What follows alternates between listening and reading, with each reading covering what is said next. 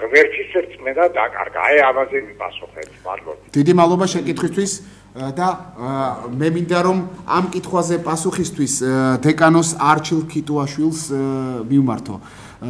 რას ნიშნავს, რატომ არის დაცარიელებული ევროპაში კათოლიკური ტაძრები? დაკარგა კათოლიკურმა ეკლესიამ მრევლი? მოგესალმებით უპირველეს ყოვლისა სანამ მრევლს დაკარგავდა ღმერთი დაკარგეს.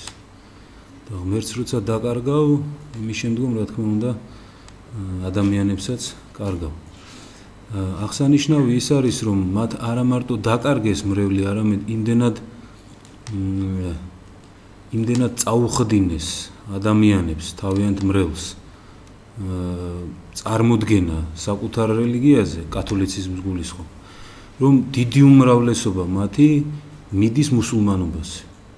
დიდი უმრავლესობა ათასობით, აი მაგალითად ანგლიკანურ ეკლესიაში იგივე ხდება, რაც ევროპაში მასიურად ხდება. ევროპაში, იმიტომ რომ ასეთ ადამიანს, ყველა ადამიანს ჭირდება რაღაცა სულიერი მოთხოვნილებების დაკმაყოფილება და მათ გინდაც ანგლიკანურ ეკლესიაში ან კათოლიკურ ეკლესიებში დაინახეს, რომ იქ სულიერების არანაირი ნასახი არ, არათუ სულიერების მშვენიერების ნასახიც არ არის საერთოდ.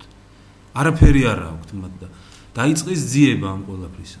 სამწუხაროდ ალბათ ისევ და გამომდინარე იქიდან, რომ მათაც პირადად არ ქონდათ რაღაც ჭეშმარიტი ღმერთის ძიების სურვილი, იპოვეს ეს რაღაც სურვილების დაკმაყოფილება უკვე მუსულმანობაში. და მაგალითად ინგლისში ყოველწლიურად ათასობით ანგლიკანი ხდება მუსლიმანი. ასევე ტენდენცია არა, მამა არჩილ?